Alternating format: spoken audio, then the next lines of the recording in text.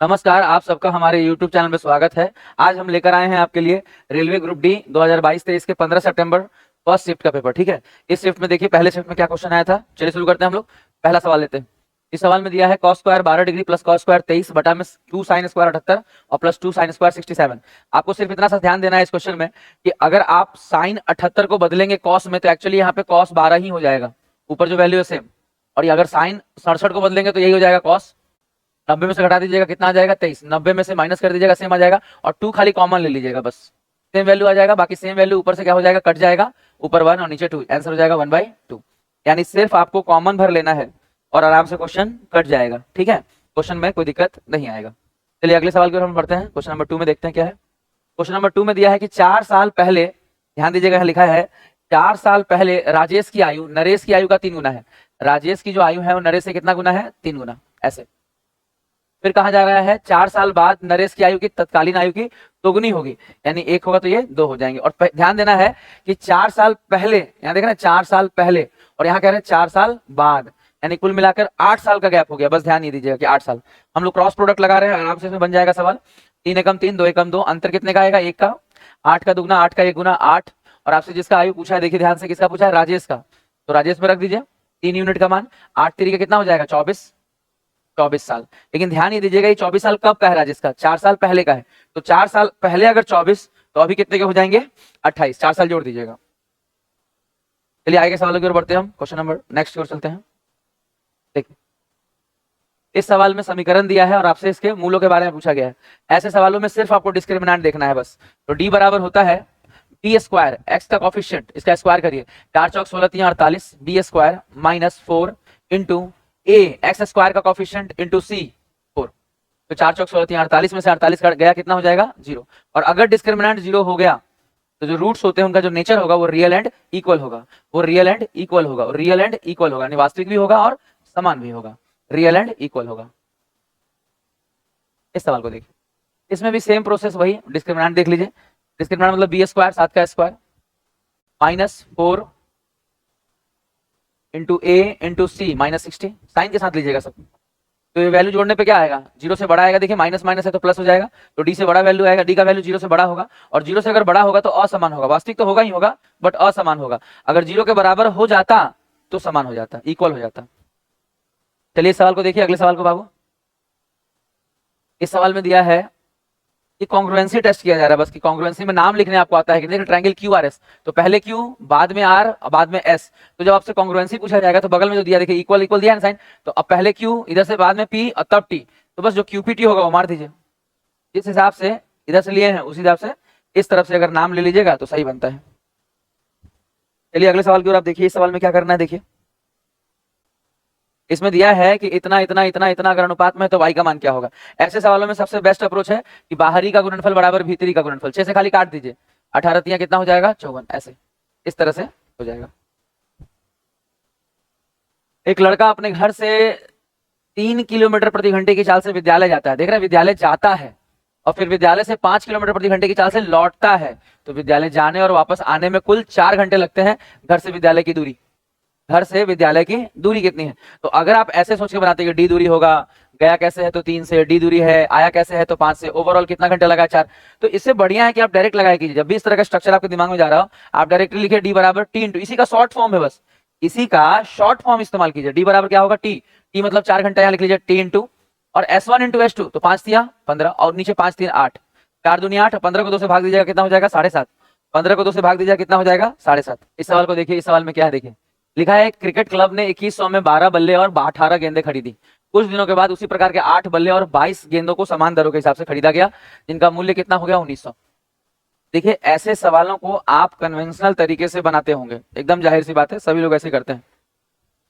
तो तरीका क्या है, पहले ये समझिए। मान लीजिए बल्लों की कीमत, मान लीजिए एक बल्ले की कीमत x है, तो 12 बल्ले की कीमत 12x, और एक गेंद की कीमत x y मान लीजिए, तो 18 गेंद की कीमत कितनी हो जाएगी, 18y। कुल मिलाकर हमारा पैसा कितना खर्च हो रहा है, 2100।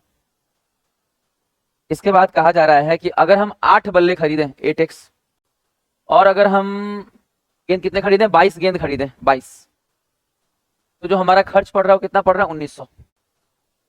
तो हम ये कह रहे हैं कि एक तरीका तो ये है कि आप इसको नॉर्मली सॉल्व कर लीजिए। आपसे जो पूछा है, जैसे x का मान पूछा है, बल्ले का वैल्यू पूछा है, तो आप y बराबर करके काट सकते हैं। लेकिन एक और बेहतर तरीका है जिससे कि आपको बहुत सारे क्वेश्चन में बहुत मदद मिलेगा। अगर आप प्रयास करेंगे तो वो सीख जाएंगे। ध्यान दीजिए, हम आपको सिखाने का प्रयास करते हैं, इसमें थोड़ा टाइम दिया जाए।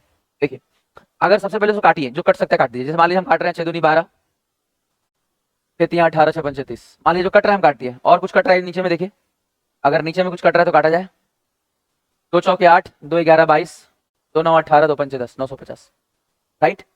अब समझना यह है कि अगर हमको x का वैल्यू चाहिए, x का वैल्यू, तो करना क्या पता है, इसको छोड़ दीजिए। पहले पहले आप इसको देखिए, 950 का 3 गुना, 9 तिया 27, 1 2850, और इधर देखिए 11 गुना 350, तो कितना हो जाएगा 385। इन दोनों का फर्क कितने का है, माइनस कीजिए 1000। तो 1000 रुपए ऊपर रखिए और नीचे x का वैल्यू निकालने के लिए नीचे क्या रखना पड़ेगा, देखो गुना, इसमें कीजिए 11 दूनी 22, 4 तिया 12, 12 और 22 का अंतर, बस ऐसे। अगर आप ये टेक्निक लगाएंगे ना, तो मान लिया इस क्वेश्चन में थोड़ा कम वक्त बचा, लेकिन किसी किसी सवाल में तो गर्दा वक्त बचेगा, क्योंकि कई बार सवाल छोटे नंबर्स का होता है। ये सब जानबूझकर कैलकुलेटिव एग्जामिनर ने बना रखा है, थोड़ा सा नंबर ऐसा कॉम्प्लेक्स दे रखा है, तो हल्का टाइम लग रहा है, लेकिन कई बार तो आपको मतलब क्या ही बोले, बहुत वक्त बच जाएगा। तो ये मेथड सीखने का प्रयास कीजिए, एक्स का निकालने का या वाई का निकालने का टेक्निक बहुत अच्छा रहता है। चलिए हम आगे बढ़ेंगे अगले सवाल की ओर। दिया है कि एक वर्गाकार भूखंड का क्षेत्रफल इतना है, तो उसके लंबाई कितनी होगी। जब वर्ग के आकार में कहा जा रहा है, वर्ग के आकार का, तो उसका जो क्षेत्रफल होता है वो होता है भुजा स्क्वायर, और भुजा स्क्वायर का वैल्यू दिया हुआ है 2916। भुजा स्क्वायर का वैल्यू दिया हुआ है 2916, तो भुजा बराबर कितना, इसे स्क्वायर को हटाइए, स्क्वायर रूट लग जाएगा। देखिए स्क्वायर रूट निकालने का आपको टेक्निक आता है, बहुत अच्छा बात है, आप लगाइए। लेकिन हम आपसे कह रहे हैं कि अगर आप जनरली भी सर्च करें, ऑप्शन को ऐसे भी देखेंगे, देखिए हम दिखाते हैं आपको, 60 का स्क्वायर भी 3600 होता है, तो 2900 तो होगा नहीं, तो ये ऑप्शन तो वैसे ही गलत है। अगर हम 50 का स्क्वायर करते हैं, देखिए ध्यान से यहाँ पे, अगर हम 54 और 58 को देखें तो ये तो ठीक है। 40 का स्क्वायर देखिए, 50 का भी स्क्वायर है, तो इस 50 के स्क्वायर से भी ये ज्यादा है, क्योंकि ये 2500 से ज्यादा है, तो ये ऑप्शन भी गलत है। इन दोनों में से एक सही होगा। इसमें भी आप ध्यान दीजिए, इसमें भी अगर 4 का स्क्वायर कीजिएगा तो क्या आएगा लास्ट में, 6, जबकि 8 का कीजिएगा तो लास्ट में कितना आएगा, 64। 64 में लास्ट में 4 होता है, इसमें 6 है, यानी ये ऑप्शन भी गलत है। तो हम यही आपको समझाना चाहते हैं कि ठीक है स्क्वायर रूट आप निकालिए, बट ये भी आप समझिए कि कई बार एग्जामिनर को स्क्वायर रूट निकालने या निकलवाने में उनको कोई इंटरेस्ट नहीं है। कई बार उनको ऑप्शंस एलिमिनेट करने वाला बंदा चाहिए होता है, कि अगर 4-5 क्वेश्चन ज्यादा क्रिटिकल लगे तो वो ऑप्शन से भी उड़ा दे सवाल को, देख ले, चीजों को लॉजिकली समझे कि अगर हम ऑप्शन एलिमिनेट कर सकते हैं तो ऑप्शन से भी करने का प्रयास करें। तो इस तरह से आप ऑप्शन से आप देख सकते हैं कि इसका आंसर कितना होगा, 54 होगा। देखिए इस सवाल में सबसे पहला काम है इसको जोड़ना, ये वाले हिस्से को यहां से यहां तक। अगर आप इसको जोड़ लेते हैं, जैसे कि मान लीजिए आपको जोड़ने ऑलरेडी आता है, तो आप क्या करेंगे, a plus B A minus B, नीचे हो जाएगा A square minus B square 1, ऊपर हो जाएगा ए प्लस बी का whole square A minus B का whole square 2 into A square plus B square 4 3 7। मान लीजिए आपने जोड़ लिया कि 7 दूनी 14 होगा, तो 14 में 11 जोड़िए, 14 में जब 11 जोड़िएगा तो कितना हो जाएगा 25। अब ध्यान दीजिए कि 25 मत ढूंढने लगिए, ऑप्शन देखिए यहाँ पे, क्वेश्चन देखिए आगे पहले, वर्गमूल, तो 25 का स्क्वायर रूट निकालिए, कितना हो जाएगा 5। तो इस तरीके से आप सवाल को आराम से उड़ा सकते हैं। यहाँ दो चीजें हैं, पहली कि यहाँ आपको जोड़ने समय ध्यान रखना है, और दूसरा कि क्वेश्चन को थोड़ा सा पढ़ने का प्रयास करना है। कई बार हमारे पास बच्चे जॉब के बाद आते हैं और उनसे हम कई बार सवाल जवाब करते हैं, तो ये बात वो बहुत खुल के बोलते हैं, मैथ्स में खासकर या रीजनिंग में भी खासकर, मैथ्स रीजनिंग में खासकर, कि सर अगर क्वेश्चन को पूरा पढ़ा जाए, अगर 5 सेकंड और लगने दिया जाए और क्वेश्चन को प्रॉपरली पढ़ा जाए, तो कम से कम 3 से 4 सवाल या 5 सवाल तक तो वैसे ही सही हो जाता है सर। नहीं तो अगर थोड़ा थोड़ा छोड़ने का जो आदत है क्वेश्चन को, उसमें कई बार एक्यूरेसी लेवल घट जाता है, 4-5 क्वेश्चन का नुकसान हो जाता है सर। तो क्वेश्चन को हमेशा थोड़ा सा पूरा पढ़ा कीजिए, वहां 5 सेकंड जरूर लगेगा, बट उतना मैनेज हो जाता है टाइम। ठीक है, हम और आगे बढ़ते हैं, आप सवाल को थोड़ा पूरा पढ़ने का प्रयास कीजिएगा बउआ लोग। चलिए आगे सवाल को देखते हैं। इस सवाल को, इसमें लिखा है कक्षा में 50 विद्यार्थी हैं, बॉयज गर्ल्स हैं, लड़कों की संख्या लड़कियों से 50-10 अधिक है। अब देखिए लड़कों की जो संख्या है लड़कियों से 10 अधिक है, यानी अगर ये x है तो ये कितना होगा, x प्लस 10 होगा, और दोनों को जोड़ के 50 है, इन दोनों का सम कितना है 50 है। हो गया सॉल्व। देखिए x x मिलाकर 2x, 10 उधर जाएगा 40, 2x बराबर 40 यानी x बराबर 20। अगर आपसे लड़कियों की संख्या पूछा गया तो आंसर मारिएगा 20, लड़का पूछा जाएगा 20 10 30। बॉयज का पूछा गया है, देखिए कितने लड़के हैं, इसीलिए 10 बढ़ा के 30, x प्लस 10 है। चलिए सवाल को बना के देखिए। इस सवाल में बस बेसिक फॉर्मूला है, देखिए a plus B plus C का होल स्क्वायर अगर आता है, तब देखिए a square plus B square plus C square plus 2ab plus 2bc, बस लास्ट में खाली चेंज है प्लस 2ca, बस यही चेंज होगा, तो खाली 2ca, 5 या 15 दूनी 30, केवल 30 वाला ऑप्शन मार दीजिए, ये वाला सही है, बाकी सब गलत है। तो पूरा ऑप्शन लगभग तो सेम है, सिर्फ लास्ट पॉइंट आपको मिलाना है, पूरा सॉल्व करने की आपको जरूरत नहीं है। चलिए हम और आगे बढ़ेंगे सवालों में। इस सवाल को देखिए, लिखा है एक बंद घन के सबसे लंबे विकर्ण की लंबाई। देखिए आपको फॉर्मूला याद है कि घन का विकर्ण का फॉर्मूला क्या है, √3 गुना भुजा। अगर याद है तो यहाँ से देखते ही आप निकाल सकते हैं कि भुजा बराबर 10, और भुजा बराबर अगर 10 और संपूर्ण पृष्ठीय क्षेत्रफल पूछा गया है, अगर आपको क्यूब का टोटल सरफेस एरिया आता है 6 इंटू ए स्क्वायर, बस हो गया। 6 इंटू ए स्क्वायर मतलब 10 का स्क्वायर, हो गया कंफर्म 600। इस क्वेश्चन में देखिए क्या दिया है, पहले वर्ष के दौरान एक शहर की जनसंख्या 10% बढ़ी, दूसरे वर्ष के दौरान, ध्यान दीजिएगा यहाँ पे बाबू, पहले वर्ष के दौरान एक शहर की जनसंख्या 10% वृद्धि हुई और दूसरे वर्ष के दौरान इसमें 10% की कमी हो गई। लिखा है दूसरे वर्ष के अंत में इतना है तो पहले वर्ष के प्रारंभ में कितना होगा। इसको बनाने का तरीका नॉर्मल भी हो सकता है कि आप एक्स मानकर बना लें, और सबसे बढ़िया तो रेशियो रहेगा, क्योंकि कई बार डाटा फ्रैक्शन में भी जाएगा तो रेशियो बड़ा बेस्ट काम करेगा, वो एक बार देख लीजिए आप। जैसे 10% अगर बढ़ाना है तो 10 से 11, फिर 10% कम करना है तो 10 से 9, तो ये 100 से कितना हो जाएगा 99। बाद वाले का वैल्यू दिया है 99 यूनिट का, देखिए लिखा है 473,220, 99 यूनिट का मान है और आपसे 100 यूनिट का पूछा है बस। एक बार 11 से काट दीजिएगा, एक बार 9 से, ज्यादा कोई क्रिटिकल है नहीं कि इसमें डिस्कस किया जाए, आसानी से आपको आंसर। चलिए आगे के सवालों को देखते हैं। आगे के सवालों में क्या करना है, इस सवाल में देखिए लसा मसा का एक सवाल है, दिया है कि वो बड़ी से बड़ी संख्या ज्ञात कीजिए जिससे 1876, 12 इतना और इतना विभाजित करने पर क्रमशः इतना इतना इतना शेषफल बचे। सवाल को देख लीजिए, शेषफल बचे तो 1876 में से पहले आप एक हटा दीजिए, कितना हो जाएगा 1875। फिर 12,503 में से आप 3 घटाइए तो हो जाएगा 12,500। 68,77 में से आप 2 घटाइए तो हो जाएगा 68,75। अब आपको करना क्या है, सिर्फ इतना सा कि इसमें से देखना है कि किससे ये तीनों नंबर कटेगा, और तीनों नंबर में सबसे आसान इसको चेक करना है, क्योंकि इसमें 5 का क्यूब है और 2 को 0 है। तो अगर आप चेक करें, जैसे मान लीजिए तो आंसर है, इसको छोड़ दीजिए, बाकी जानिए कि 555 क्यों नहीं होगा, क्योंकि 555 3 से कटता है, और अगर 555 से ये कट रहा है तो ये भी 3 से कटेगा, नहीं कट रहा, ये गलत है। अगर आप इतना छोटा सा पॉइंट भी पकड़ के चलें, देखिए अगर इसको देखिए 7 5 12 6 18, ये भी 3 से कट रहा है, ये भी नहीं हो सकता, क्योंकि 125 00 3 से नहीं कटता। इस तरीके से ऑप्शंस को आप एलिमिनेट कर सकते हैं।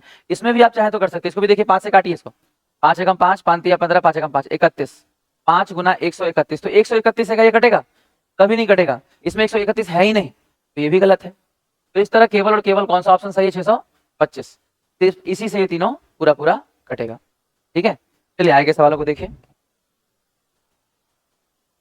इसमें दिया है if the total number of all these specialist was 60, इन सब का जो है वैल्यू कितना दिया है टोटल 60, और आपसे पूछा है then how many ENT specialist, तो ईएनटी स्पेशलिस्ट कितना डिग्री है 42 डिग्री, तो ये सारा वैल्यू जो है वो 360 डिग्री के बराबर है, टोटल सर्किल में होता है ना, और आपको केवल 42 डिग्री का चाहिए, हो गया 0 से 0, 6 36, 6 7 42, वैल्यू कितना हो जाएगा 7। इस तरीके से देखिए आएगा सवाल। इसमें दिया है कि एक स्कूल क्रिकेट टीम में 9 सदस्य, वजन इतना इतना इतना का, माध्य इतना है, यानी इसका एवरेज दिया हुआ है, इसका एवरेज कितना दिया हुआ है 56। आप देखें लिखा है ना 56, तो आपसे एक्स का वैल्यू पूछा है। देखिए एक तरीका जो ट्रेडिशनल होता है वो ये होता है कि जोड़ लीजिए और जितने सदस्य हैं गिन के उससे भाग दे दीजिए, बात खत्म। बट हम आज भी आपको बता रहे हैं कि एग्जाम में या टेस्ट में या मॉक में कई बार जोड़ने में गलती हो जाता है, खासकर जो छोटे छोटे नंबर 8-10 को होते हैं ना, उसमें माइनस के चांसेस ज्यादा होते हैं। तो आपको इस बात को समझना है कि इसके और कोई टेक्निक्स हैं, एक टेक्निक और है जो आपको आना चाहिए। ठीक है, देखिए उसको सीखने का प्रयास कीजिए, जिससे मदद से आपको कैलकुलेशन बहुत कम हो जाएगा। 56 है तो यहाँ देखिए कि 50 कितना कम है 56 से, बस ये 63 कितना ज्यादा है 56 से, ये ज्यादा है कितना 4 3 7 ज्यादा है। यहाँ 62 कितना ज्यादा है तो 6 6 12 6 ज्यादा है। ये 64 कितना ज्यादा है जी, ज्यादा तो है कितना 4 4 8 ज्यादा है। 48 कम है, कितना कम है 48 2 50 16 6 2 8 यानी माइनस का 8। अच्छा 51 कितना कम है, 51 भी कम है, कितना कम है 5 कम है। 55 कितना कम है, 55 भी कम है, मात्र 1 कम है। 48 कितना कम है जी 8 कम है। इस तरह से पहले आप चेक कर लीजिए।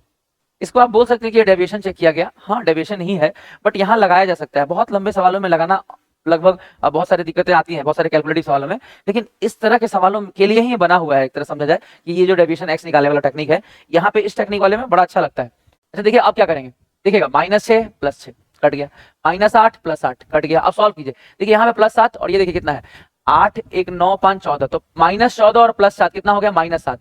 तो ये x का वैल्यू जो होगा ये -7 है तो यहाँ पे +7 बस, यानी 56 + 7 6 से 12 1 13 63। इस तरीके से अगर आप बनाइएगा तो आपको कैलकुलेशन बहुत कम हो जाएगा, कहीं ना कहीं आपका वक्त बचेगा। इस चीज को आप यहाँ पे थोड़ा सा सीखिए, सीखने का प्रयास कीजिए। देखिए आगे इसमें एवरेज पूछा है, इसमें कुछ खास नहीं है, जोड़ लीजिएगा और देखिए 3 3 6 संख्या है, भाग दे दीजिएगा जोड़ के जो भी आएगा ऊपर रख लीजिएगा और 6 से भाग दे दीजिएगा, आंसर आपको आ जाएगा। अगर देखिए 6 आ रहा है तो पक्का है कि जोड़ के 36 आएगा। आप जोड़ के देख लीजिएगा, कोई बड़ी बात नहीं है, जोड़ लीजिएगा। इसमें सीखने सिखाने के लिए कुछ खास नहीं मिलेगा बाबू। कोई निश्चित राशि इतना % वार्षिक दर से कितने वर्ष में दोगुनी हो जाएगी, ये थोड़ा सीखने वाली बात है। कई बार बच्चे यहाँ गलती करते हैं, जैसे मूलधन गुना बचो के 24 1 25/4, मूलधन गुना दर गुना कितने वर्ष में नहीं पता, लेकिन जो ब्याज है कह रहे हैं, देख रहे हैं दुगुना हो जाएगा। साधारण ब्याज दर पर जो धन है वो निश्चित राशि पर दुगुना हो जाएगा। तो ब्याज अगर धन दुगुना हो रहा है तो फिर P से 2P और ब्याज कितना हो जाएगा, केवल P। तो बस यही है, इसको काट लीजिए। ये 4 नीचे आ जाएगा, 25 से काट लीजिएगा, 25 चौके 100 और टाइम बराबर 4 चौक, ये उधर चला जाएगा बाबू, इस तरह से। इसमें भी आपको सीखने के लिए बहुत ज्यादा नहीं मिलेगा। अगर टाइम एंड वर्क का आपको हल्का सा बेसिक भी बताया होगा तो 25 35 में काम कर रहे हैं दोनों मिलके, 25 गुना 35 और नीचे 25 5 30 30 60, बाकी 5 5 12 60, नीचे 12 और ऊपर 35 गुना 5, 35 गुना 5 कर लीजिएगा, 175/12। तो ये नॉर्मल टाइम एंड वर्क का कॉन्सेप्ट है। आयत के बनाए जा सकने वाले सबसे बड़े वृत्त की परिधि, देखिए अगर आयत में बनाना है तो मेन चीज एग्जामिनर आपसे पूछना चाहते हैं कि अगर आयत में अगर सर्किल बनेगा बाबू, अगर आयत में सर्किल बनेगा तो इसका जो रेडियस होगा वो हमेशा क्या बोलते हैं, ब्रेथ का हाफ होगा। तो बस चौड़ाई का हाफ इसका रेडियस ले लीजिए, यानी इसमें जो चौड़ाई है उसका हाफ, रेडियस कितना हो जाएगा 7/2। बाकी जो पूछा है बता दीजिए, क्या पूछा, देखिए परिधि, सवाल में उन्होंने क्या पूछा है, वृत्त की परिधि। परिधि का आपको फॉर्मूला पता है ना, बात खत्म। अगर आपको फॉर्मूला पता है बस आप लिख लीजिए 2πr, बस हो गया आंसर। इससे ज्यादा इसमें कोई मेहनत नहीं है। इसमें पूछा है कि 19 से 20 की स्थिति अगर देखें, 19 और 20 की स्थिति में तो एस की बिक्री, एस मतलब सेकंड वाला, और बिक्री में कितनी कमी हुई है। देखिए 255 है, 401 है, कितना कम हुआ खाली देख लीजिए। तो 255 5 60, 260 और 40 140 और 146 146 ऐसे 146 बटा में 401 गुना 100, एकदम एकदम आराम से आएगा, आप निकाल के देखिए, कोई बड़ी बात नहीं। इसमें दिया है कि एक व्यक्ति प्रत्येक 20,000 की दर से 2 वस्तुएं बेचता है। ये बहुत अच्छा सवाल है, एक बार इसको ट्राई करिए।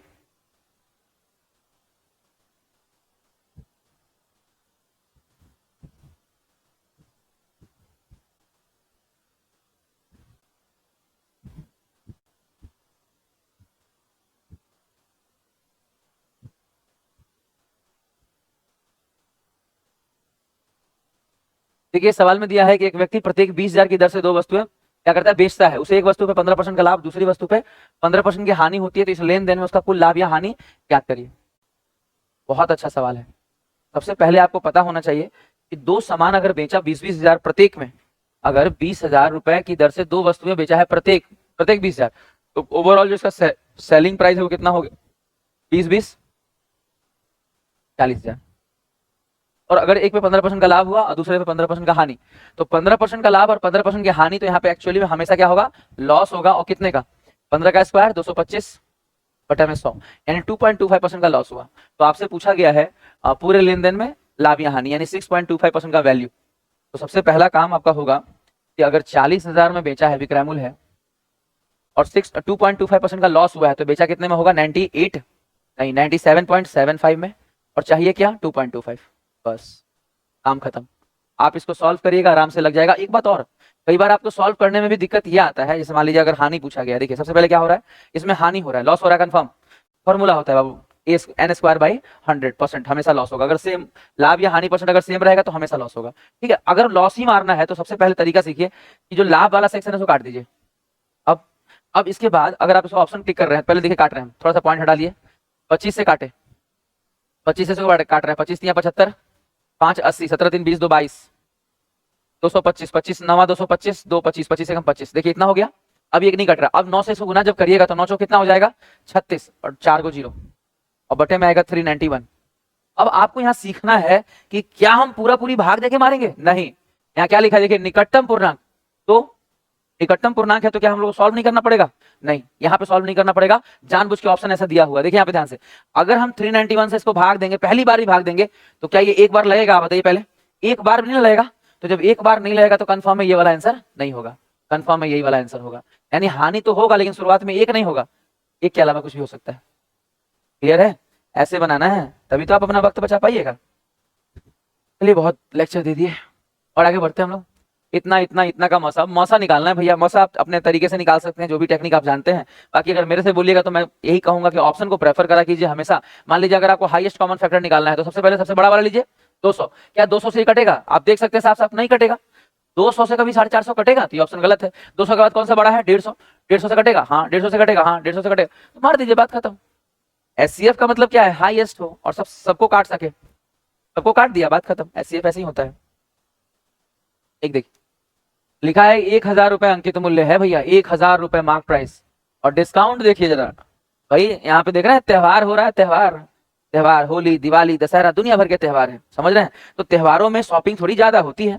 तो त्योहार के बारे में कह रहे हैं कि डिस्काउंट मिल रहा है भाई। डिस्काउंट, दुकानदार कह रहा है कि हम 20% का डिस्काउंट देंगे। तो 20% का मतलब 1/5, 4/5 में बेचेंगे। 30% का डिस्काउंट देंगे 3/10, 7/10 में बेचेंगे। 10% का डिस्काउंट देंगे 1/10, 9/10 में बेचेंगे। बस हो गया। बाकी थोड़ा बहुत कटिंग पटिंग है बउआ, आराम से आंसर लग जाएगा। कड़ंग कड़ंग कड़ंग। चलिए अगले सवाल को चलते हैं। अप्रॉक्स वैल्यू वाला सवाल हमेशा आता है, आप मान के चलिए। रेलवे में तो हमको लगता है इस बार, अभी देखिए एलपी का एग्जाम शुरू होने वाला है जून में, तो उसके बाद हमको लगता है कि हर तरीके का सवाल जो ये सब घुमा फिरा के देते हैं लोग, उसमें जरूर आएगा। तो आप इसको थोड़ा सा प्रैक्टिस कर लीजिएगा, क्योंकि अभी अभी ग्रुप डी में आया था, बहुत चांसेस है। आप अगर एएलपी का पेपर या एनटीपीसी का पेपर या जो भी लेटेस्ट पेपर निकालना चाहते हैं, एग्जाम निकालना है, तो आपको यही सब लेटेस्ट पेपर देखना है। अगर आप 18-19 वाले रेलवे के एएलपी वाले पेपर से 24 का पेपर को आप कंपेयर करेंगे तब तो फिर नहीं होगा, क्योंकि उस समय पेपर बहुत ईजी आया करते थे। अब उतने आसान पेपर तो नहीं आएगा। 18 वाला पेपर बहुत ईजी है, उसको प्रैक्टिस करने से आपको सिर्फ एक आइडिया लग जाएगा, बट एग्जाम का लेवल उससे कहीं ज्यादा हाई होगा। तो अगर आपको प्रैक्टिस करना है तो हम जो करा रहे हैं ये बहुत मस्त है, आप इसको करिएगा ना, रेलवे का सारा एग्जाम आपको क्लियर हो जाएगा। बहुत सारे कंटेंट हम अभी और लेकर आएंगे यूट्यूब पे, आपको बहुत मजा आएगा। आप सीखिए पहले, ठीक है?